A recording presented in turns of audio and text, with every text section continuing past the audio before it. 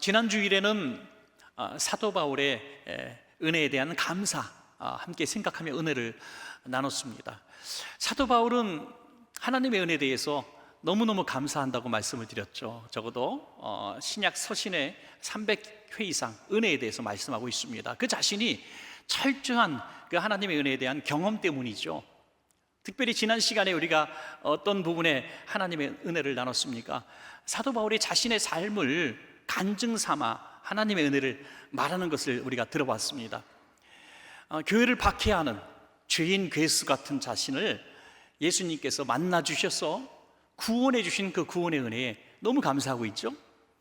구원 받은 것만 해도 감사한데 직분을 주셔서 이렇게 사용하신 그 은혜, 일하게 하신 은혜가 너무 감사했습니다. 그래서 하나님의 은혜 찬양했고요.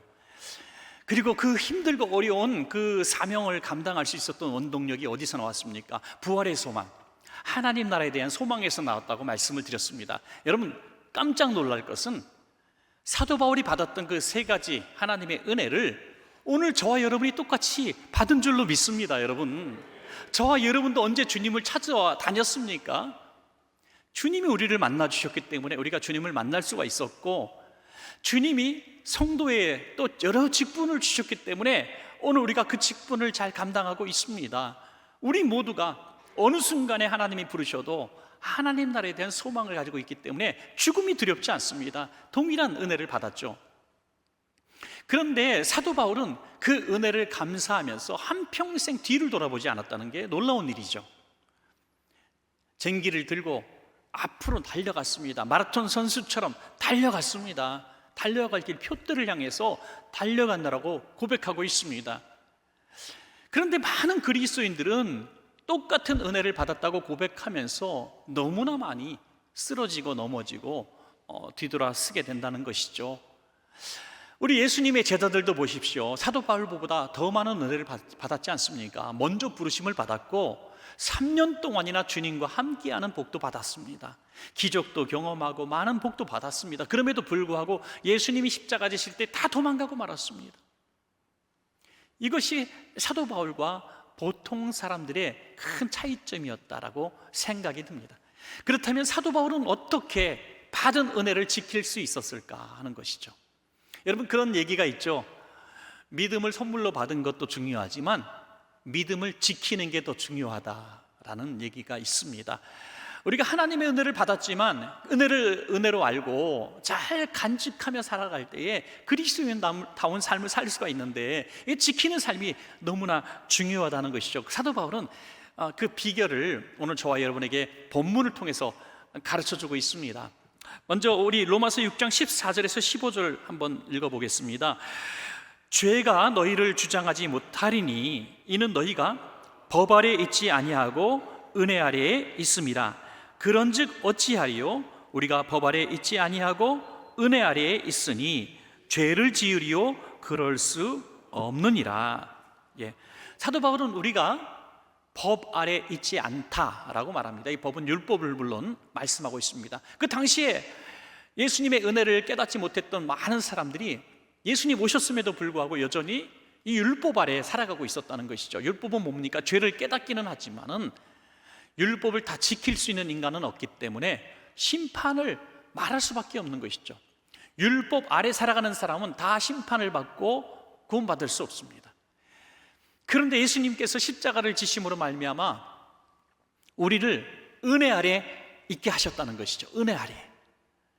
그 십자가의 은혜로 우리가 구원을 받았기 때문에 우리는 법 아래, 법의 지배를 받는 사람들이 아니라 이제는 주님의 은혜 아래 은혜를 누리며 사는 복을 받았다고 이야기하고 있는 것입니다. 그런데 하나 단서를 들고 있어요.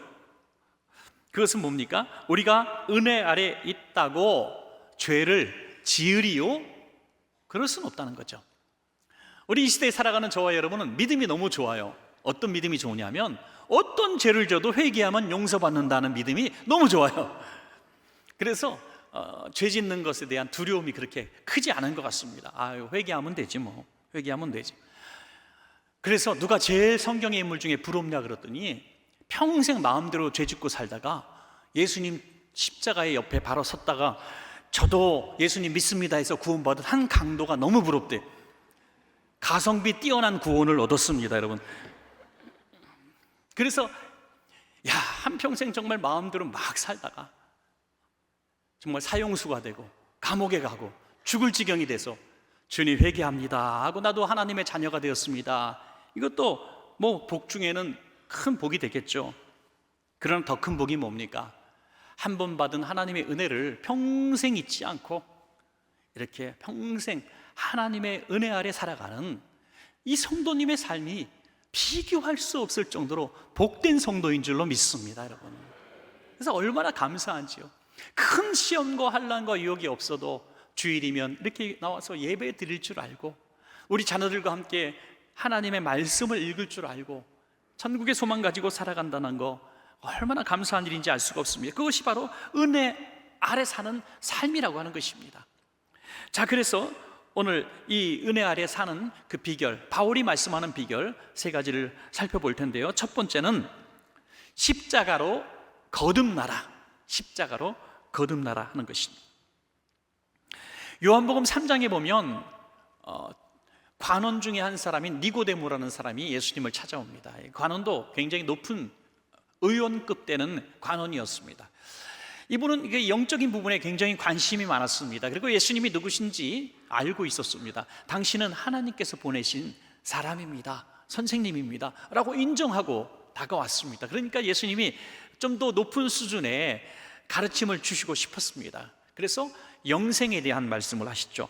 요한복음 3장 3절에 예수께서 대답하여 이르시되 진실로 진실로 내게 이르노니 사람이 거듭나지 아니하면 하나님의 나라를 볼 수 없느니라 라고 말씀하셨습니다. 내가 거듭나라, 너가 영생을 얻기 원한다면 거듭나야 된다라고 말씀하십니다. 이 거듭나야 한다는 말이 너무 어렵잖아요. 문자적 그대로 얘기하면 다시 태어나라 하는 얘기죠.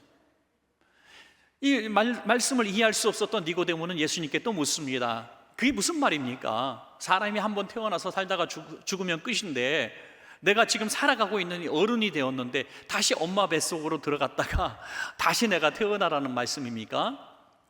어떻게 태어나는 게 반복이 될 수 있습니까? 라고 되묻습니다. 그때 예수님께서 이 질문 때문에 우리에게 귀한 가르침을 주시죠.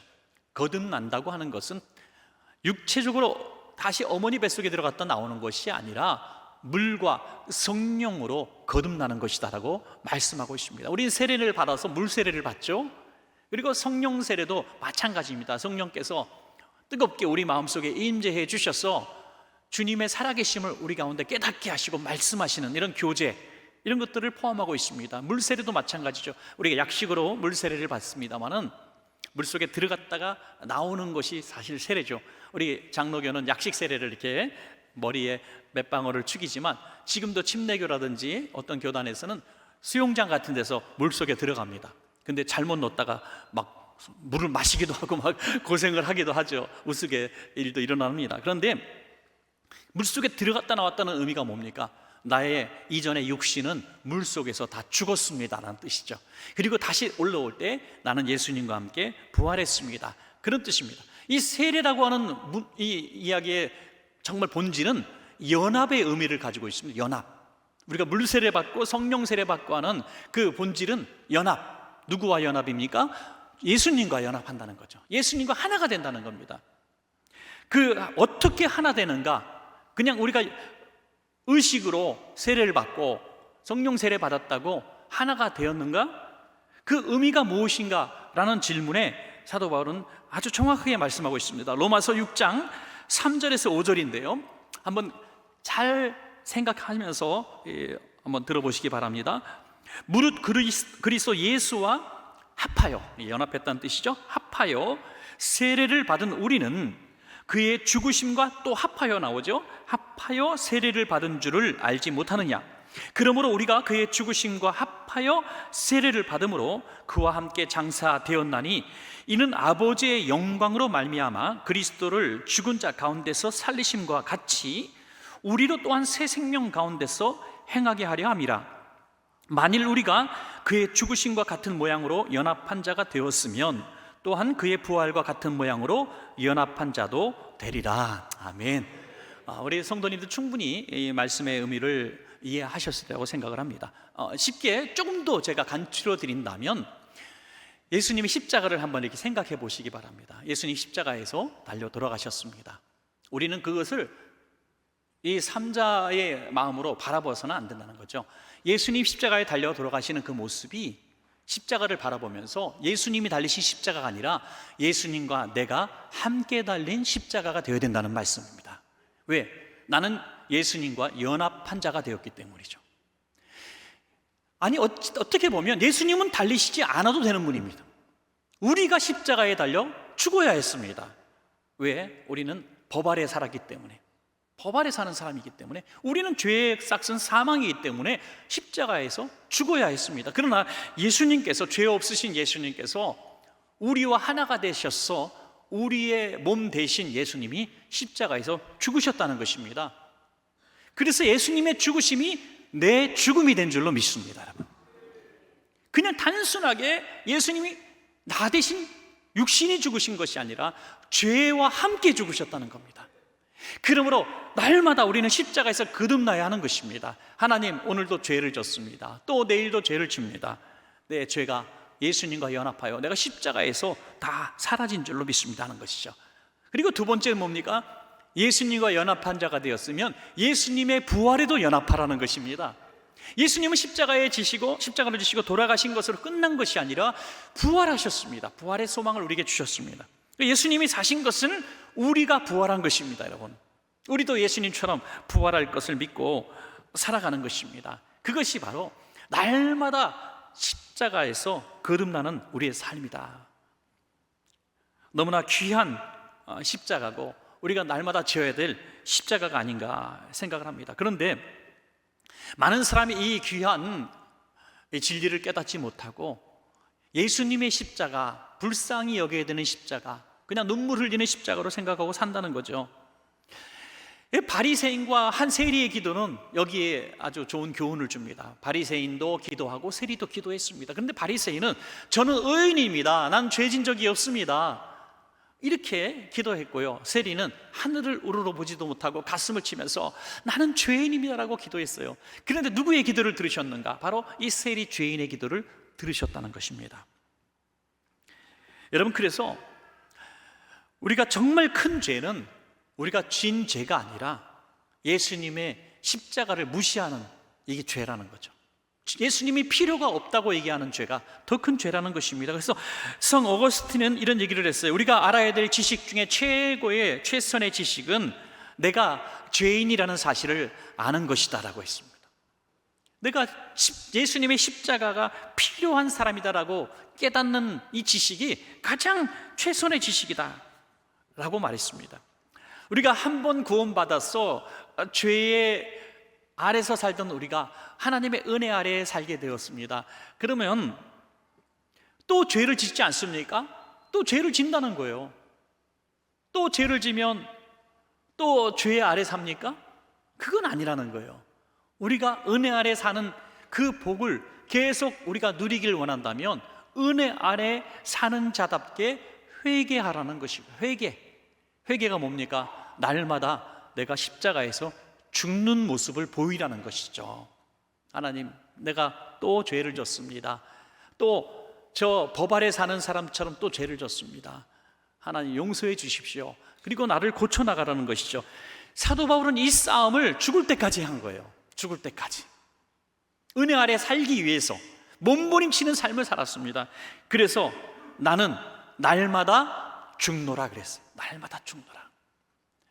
십자가로 거듭나라고 하는 것은 날마다 나의 죄성을 죽이고 율법 아래 사는 사람의 그 잔재들을 청산해 나가는, 이것이 바로 날마다 죽는 삶, 은혜 아래 사는 삶인 것입니다. 여러분, 주님 만나는 그날까지 은혜 아래 사는 이 삶을 계속 지속하기 위해서 끝까지 십자가와 함께 죽고 십자가와 함께 살아나는 우리 귀한 성도님들 되시기를 축복합니다.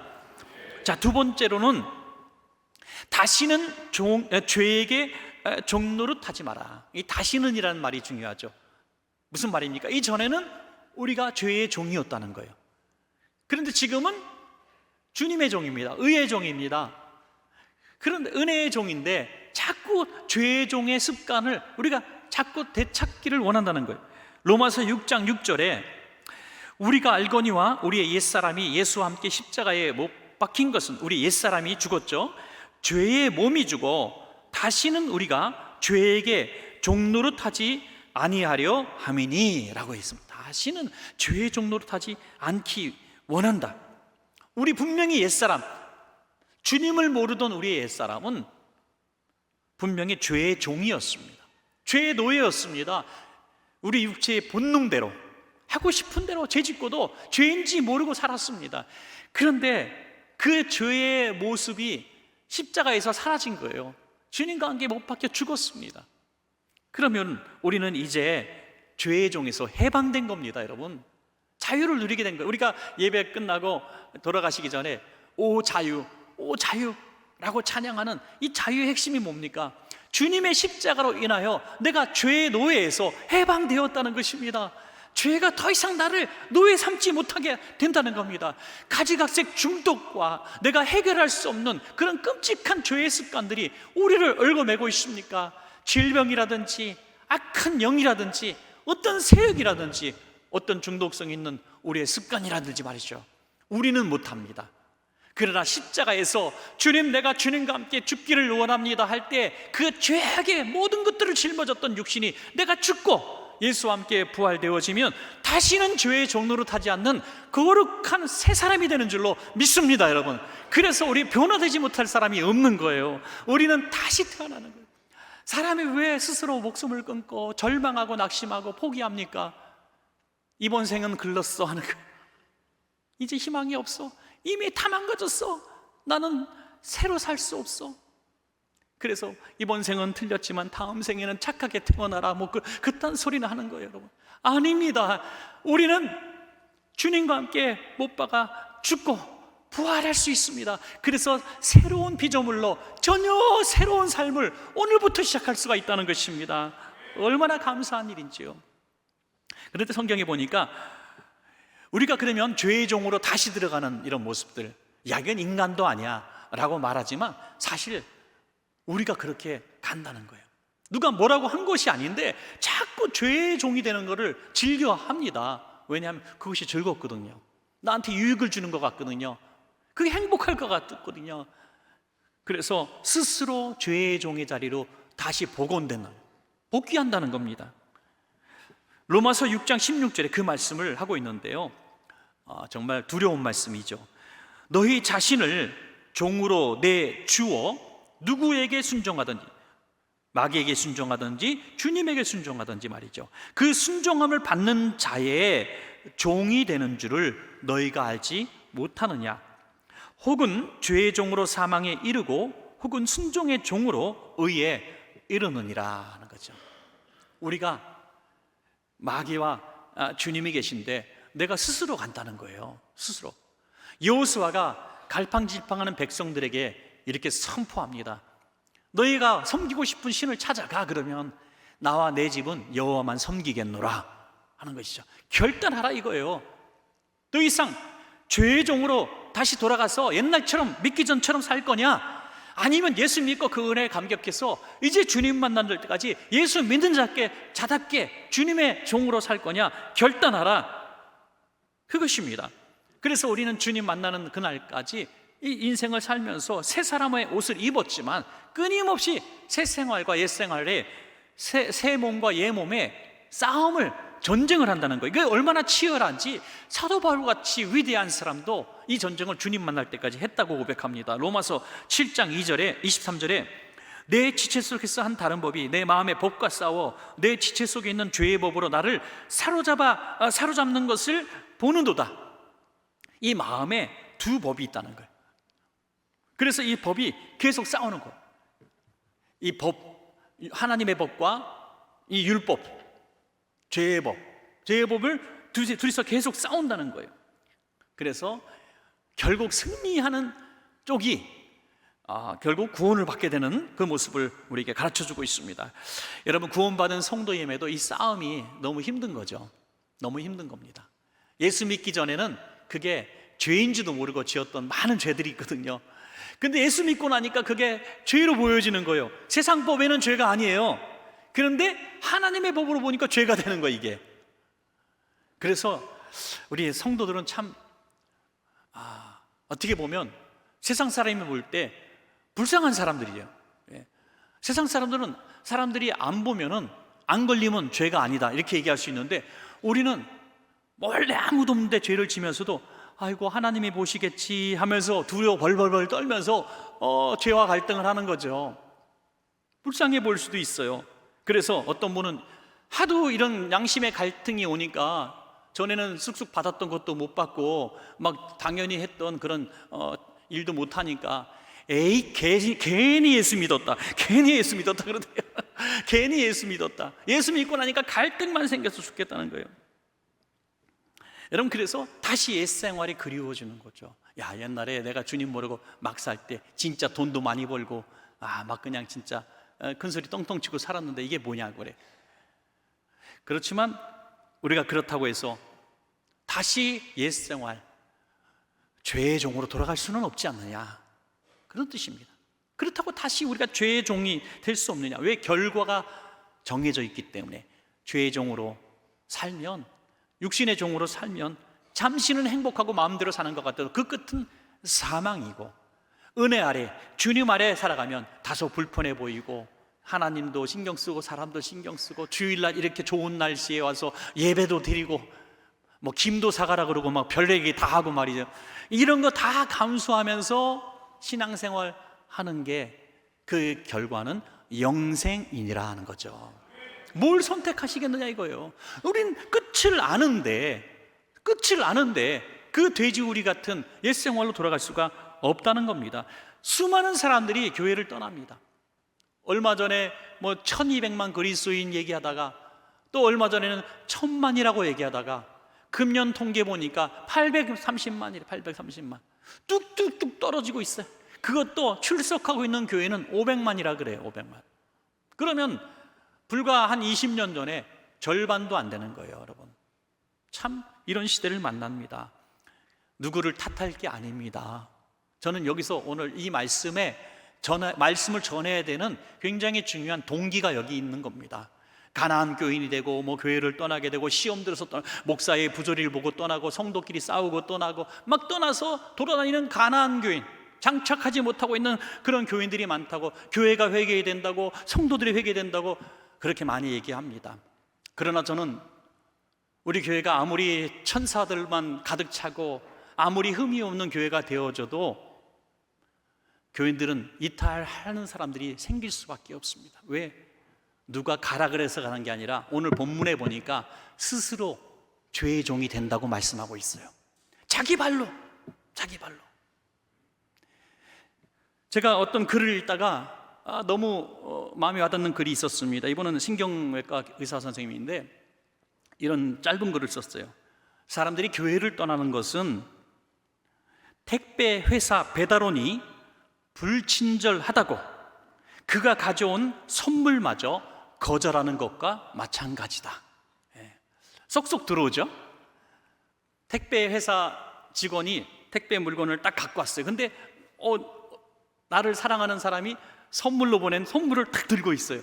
그런데 껌을 탁탁탁 씹으면서 더워 죽겠는데 여기 7층에 사세요, 8층에 사세요. 그 엘리베이터도 고장 나고 막 짜증을 팍팍 뿌리면서 막 화를 내면 뭐 기분이 나쁘잖아요. 그래서 에이씨 안 받아 그런 사람이 있어요? 선물은 받고 보내야지, 그죠? 택배회사 직원이 마음에 안 든다고 그가 가져온 선물을 거절할 이유는 없는 거예요. 여러분, 저는 교회 중직자들은 택배회사 직원에 불과한 사람이에요. 이 하나님께서 오늘 우리 원천교회 성도님들에게 주시는 이 귀한 선물, 이 선물을 전달해주는 택배회사 직원에 불과한 사람이 목사는. 그러니까 제가 마음에 안 들어도 교회는 떠나지 마세요, 여러분.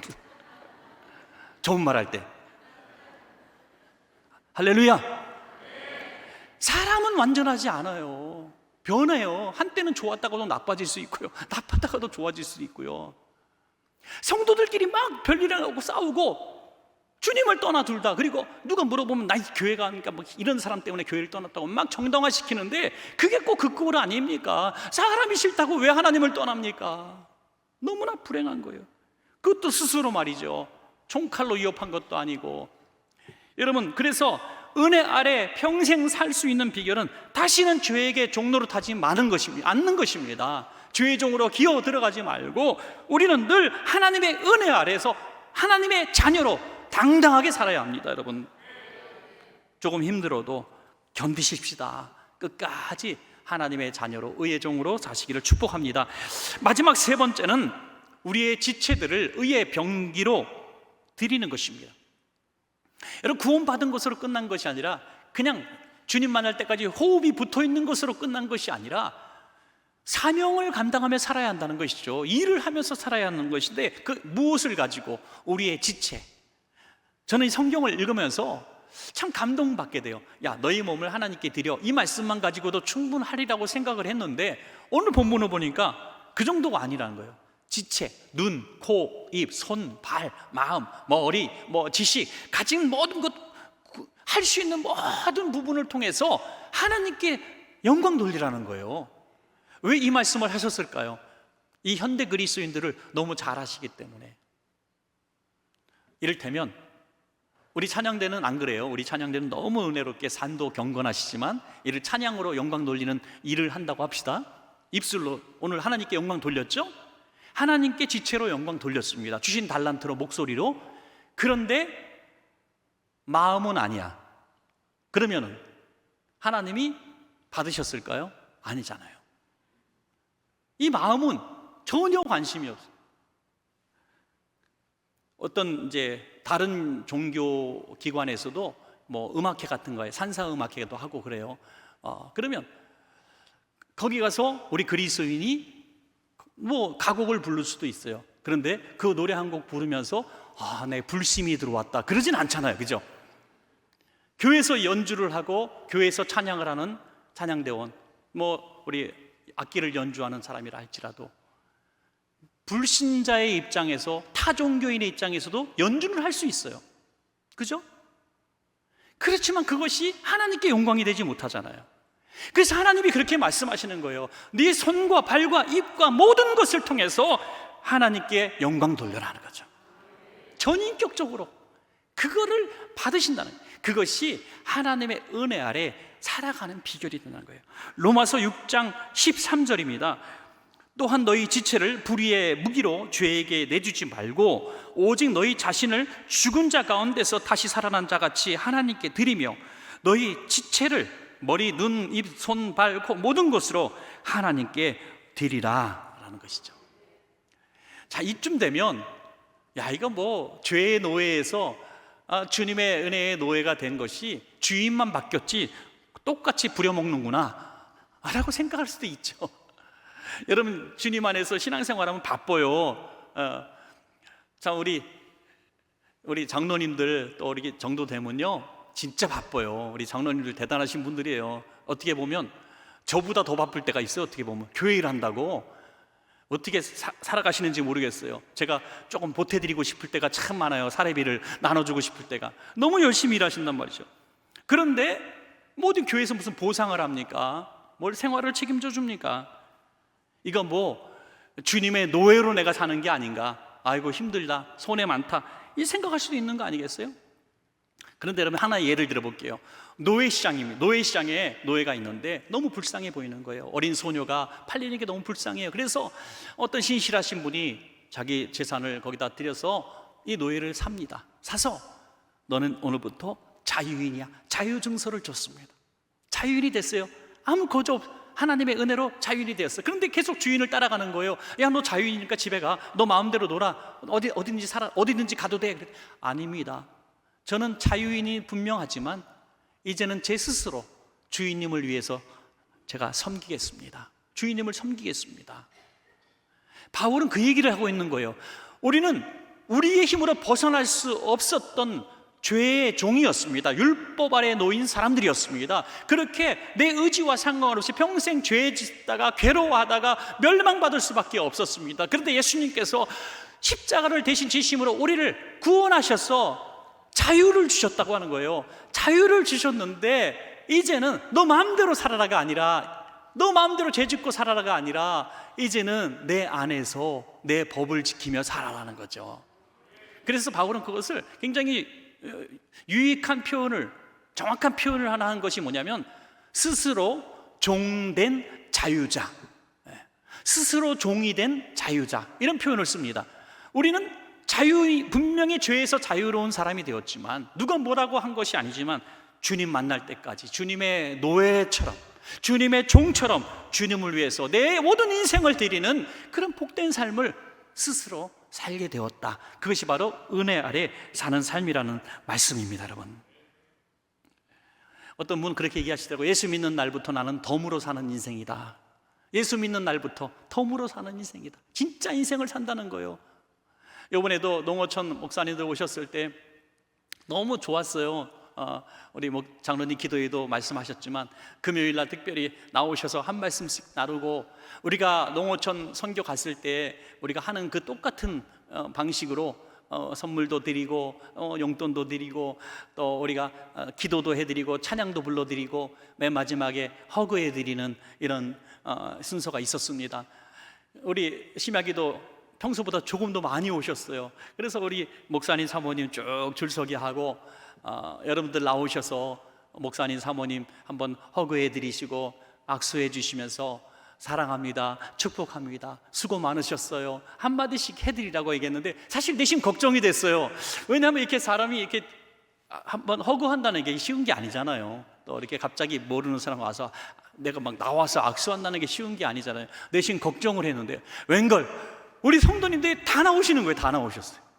한 300명 나오신 것 같은데 300명 성도가 다 나오셔서, 그래서 제가요 그날 설교를 못했다는 거예요. 설교를. 그래서 제가 설교했다간 큰일 나겠더라고요. 그래서 1시간 반을 했어요. 설교 안 하고. 설교 안 해서 너무 은혜됐다는 우리 장로님도 계셨는데, 하여튼 그 1시간 반 동안 우리 탁한데, 제가 나중에 커피 마시면서 우리 목사님의 고백을 듣고 너무 좋았어요. 목사님, 저는요 눈물이 이렇게 많이 나오는 사람이 아닙니다. 그런데 첫 성도님이 자기를 처음에 딱 자기를 안는 첫 번째 성도님이 딱 안아주셨는데 자기도 모르게 눈물이 확 쏟아지고 통곡이 나왔대. 치료가 되는. 할렐루야. 이게 뭐 억지로 하는 눈물입니까? 하나님이 나를 안아주는 것처럼, 착하고 충성된 종아, 네가 7명 8명 놓고 20년 30년째 거기서 정말 열악한 가운데 수고하고 있는 걸 내가 안다, 이렇게 위로를 받으셨다는 거예요. 그래서 그렇게 은혜를 받고 위로를 받고 말이죠. 여러분, 얼마나 귀한 일을 하셨는지 몰라요. 여러분들 하신 모든 일들이 정말 하나님께 기쁨을 드리는 일이고 참 영광스러운 일입니다. 제가 언젠가 여러분께 나에게 묻는 3가지 질문 답을 쓰라고 말씀드렸죠. 여러분, 그걸 왜 안 물어보나 궁금하셨죠? 예. 그 특별히 하나, 나 때문에 행복해진 사람이 있는가? 아무도 없었더라면 요번에 농어촌 목사님들을 위해서 헌신하신 분들은 하나 생긴 거예요. 여러분들의 드림과 헌신과 허구로 목사님 사모님이 행복해지셨잖아요. 이런 삶을 사는 것이 내 지체를 의의 병기로 드리는 거예요. 뭐 칼 들고 방패 들고 폭탄 들고 나가서 싸우라는 게 아닙니다. 우리의 삶을 통하여 나 때문에 주님 만나고 나 때문에 행복해진 사람을 만들라는 거예요. 얼마나 감사한 일입니까? 제가 한 분 얘기만 드리고 말씀을 맺겠습니다. 제 친한 목사님이 아주 오래전에 부교육자 시절에 한 큰 대형 교회에 목회자 세미나에 가서 배우라는 얘기 듣고 가셨대요. 근데 그 굉장히 성장하는 교회였는데 그 목사님의 설교를 듣고 은혜를 받으려고 갔는데 1시간 내내 라면 끓여 먹는 얘기만 하시더라는 거죠. 그래서 너무 실망했어요. 다음 주 갔더니 또 라면 끓여 먹는 얘기. 그래서 한국교회 큰일 났다 진짜, 뭐 이런 걱정을 하고 있었는데 한번 이런 얘기를 하시는데 거기 무너졌어요. 무슨 얘기를 하셨냐면, 나는 예수님을 너무 사랑해요. 난 예수님을 너무 사랑해요. 그런데 어떻게 예수님께 내 사랑을 표현하고 싶을 방법을 모르겠어요 라고 얘기하시더래요. 그러면서 만약에 예수님께서 오늘 아무개야 너 오늘 담임 목사 그만두고 우리 교회 수의가 되라 라고 말씀하신다면 저는 여러분께 말씀드립니다. 당장 저는 담임 목사직 내려놓고 우리 교회 수의가 될 겁니다 라고 얘기하더라는 거예요. 그 진심으로 말이죠. 진심으로. 여러분, 거짓말과 진심 보이잖아요, 그죠? 거기에 이 진거 목사님 마음이 확 무너진 거예요. 너무너무 통곡을 하고 울어가지고 눈물을 닦을 데가 없어서 양말을 벗어서 닦았는데 양말이 다 풍 젖었대요. 그리고 그분을 지금까지 신앙 목회의 멘토로 삼고 그분의 얘기, 그분의 책 다 읽고 있습니다. 여러분 그렇습니다. 은혜 안에 사는 것이라고 하는 것은 더 이상 내 몸이 내 것이 아닌 거죠. 주님의 것입니다. 주님의 기쁨과 주님의 백성들을 위해서 내 몸과 마음과 할 수 있는 모든 것을 들여서 주님 은혜 안에 살아가는 백성답게 살라는 것입니다. 사랑하는 여러분 모두가 날마다 십자가로 거듭나는 삶, 죄에게 종노릇하지 않고 의에게 종노릇하는 삶, 감사하며 우리 지체를 드리는 삶을 사시기를 간절히 축원합니다.